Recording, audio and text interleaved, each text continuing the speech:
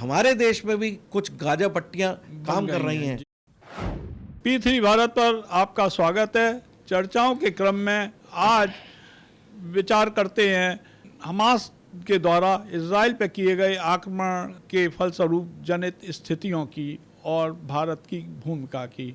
दुनिया के तमाम देशों के साथ भारत आज इजराइल के साथ खड़ा हुआ है, किंतु जो मौजूदा स्थिति है उसमें भारत के आंतरिक राजनीतिक गतिविधियों में देश का प्रमुख राजनीतिक दल कांग्रेस हमास के साथ खड़ा हुआ है। मैं जानना चाहूँगा श्री राजेंद्र सचदेवा जी से कि ये क्या हो रहा है इस देश में। विदेश नीति में भी मत भिन्नता और एकमतता नहीं है।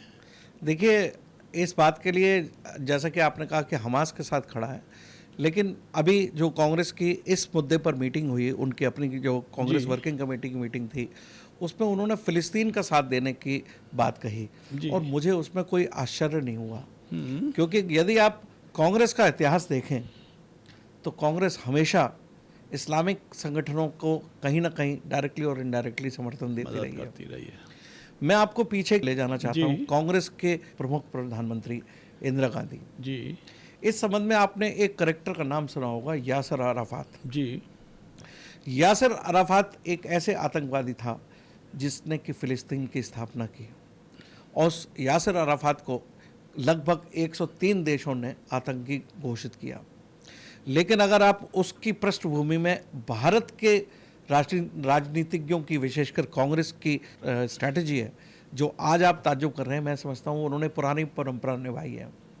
इंदिरा गांधी ने यासर अराफात को न कि सम्मान दिया, बल्कि उस समय के ज़माने में जी भारत एक ऐसा पहला देश है, जो आपके लिए एक विशेष सूचना है, जनता के लिए भी, कि भारत एक ऐसा नॉन इस्लामिक देश था जिसने फिलिस्तीन को मान्यता प्रदान की थी।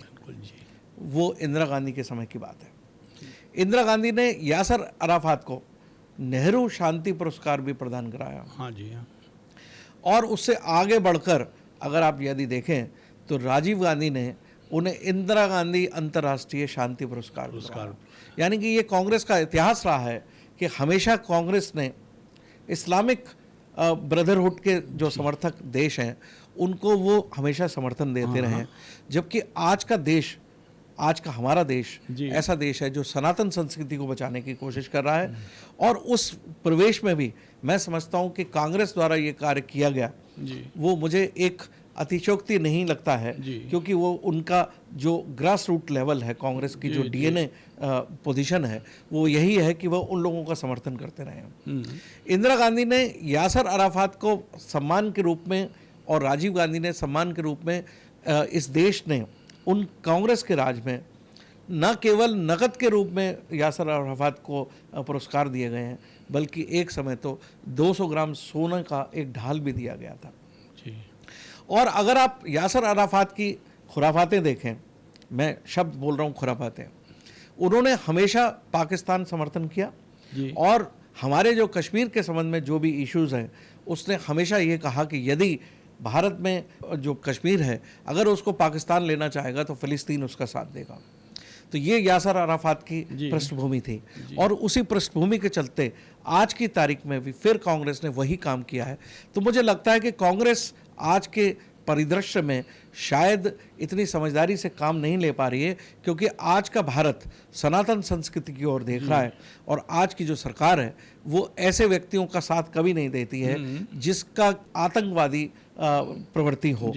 और इस समय अगर मैं कांग्रेस को कहूं कि कांग्रेस आज की तारीख में आज की कालिदास बनी हुई है, जो अपने पैरों पर खुद कुल्हाड़ी मार रही है, और वो जनता को ये संदेश देना चाहती है कि हम आतंकवादी संगठनों के साथ हैं। ये बहुत बड़ी विडंबना है इस देश की कि विपक्षी दल भारत सरकार की विदेश नीति को भी चैलेंज करते हैं अपने वेस्टेड इंटरेस्ट में।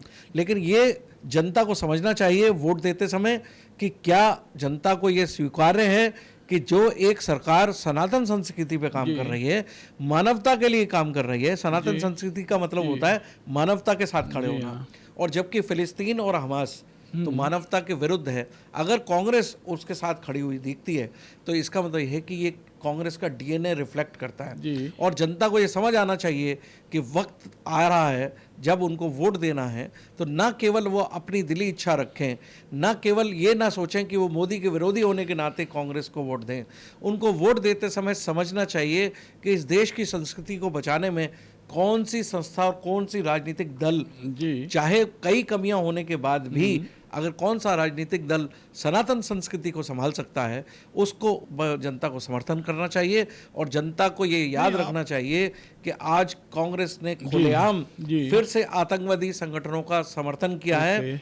और इस संदर्भ में मैं इस बात को कहने में गुरेज भी नहीं रखूंगा। सक्सेना साहब, मैं आपको ये बताना चाहूँगा कि इसी सोच के चलते चलते हमारे देश में भी कुछ छोटे छोटे स्तर पर कुछ गाजा पट्टियाँ काम कर रही हैं, जिस पर कि हमारे सुरक्षा एजेंसियों को ध्यान देने की जरूरत है और समय समय पर वो रिफ्लेक्ट भी करती हैं। अभी आपने हाल ही में कुछ ऐसी घटनाएं देखी होंगी, जैसे शाहीन बाग हुआ या मुजफ्फरनगर घटना हुई या कोई मेरठ दंगे हुए या बंगाल में जिस तरह से हिंसा की जाती है और जिस तरह से सुनियोजित तरीके से हिंसा की जाती है, तो उनको देखकर हमें लगता है कि हमारे देश में भी कुछ गाजा पट्टियां पनप रही हैं, जिनको वक्त रहते तोड़ना सरकार की बहुत ही सतर्कता की आवश्यकता है। मैं जनता को संदेश देना चाहूँगा कि जनता इस बात का ध्यान रखे कि कौन सा दल देश प्रेमी होने के नाते विदेश नीति पे भी अपनी राय देता है और उस राय के मुताबिक ही उनको वोटिंग करनी चाहिए। धन्यवाद।